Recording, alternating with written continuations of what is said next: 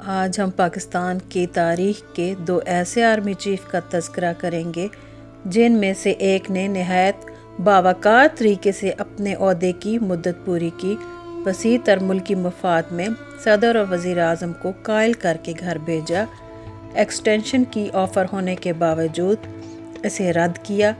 ان کے برعکس دوسرے آرمی چیف نے وسیع تر ذاتی مفاد کو پیش نظر رکھتے ہوئے پاکستان کو تاریخ کے بدترین دور میں دھکیل دیا۔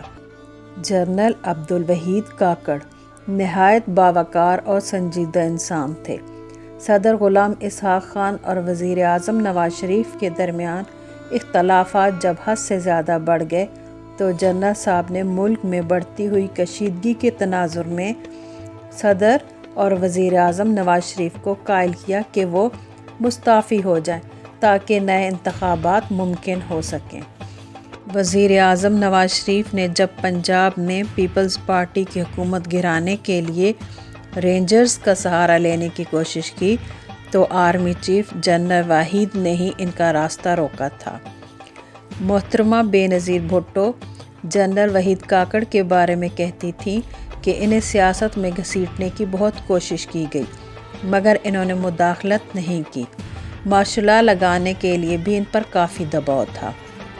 جنرل وحید کاکڑ غالباً وہ واحد سپہ سالار تھے جن کو ایک وزیر اعظم نے ایکسٹینشن کی پیشکش کی مگر انہوں نے انکار کر دیا اور اپنے عہدے کی 3 سال مدت پوری کرتے ہوئے اپنا عہدہ چھوڑ دیا۔ اور یہ واحد سپہ سالار بھی ہوں گے جنہوں نے اپنے دور میں نہ اپوزیشن سے زیادتی ہونے دی اور نہ ہی حکومت کو زیادتی کرنے کا موقع دیا اور نہ ہی حکومت کے کسی حق میں مداخلت کی۔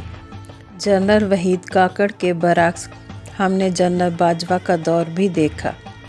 یحییٰ خان کے دور کے بعد پاکستان کا سیاہ ترین دور کہا جائے تو غلط نہ ہوگا۔ مجھے یہ کہنے میں کوئی عار نہیں کہ ان کے دور میں رجیم چینج ہوا، میڈیا پر پابندی لگی، صحافت کا گلا گھونٹا گیا، لوگوں کی تذلیل کی گئی، گندی ویڈیوز وائرل کی گئیں، مخالفین کو دیوار سے لگایا گیا۔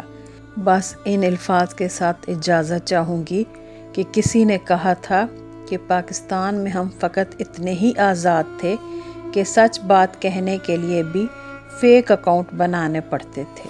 پاکستان زندہ باد، پاک فوج زندہ باد۔ اللہ حافظ۔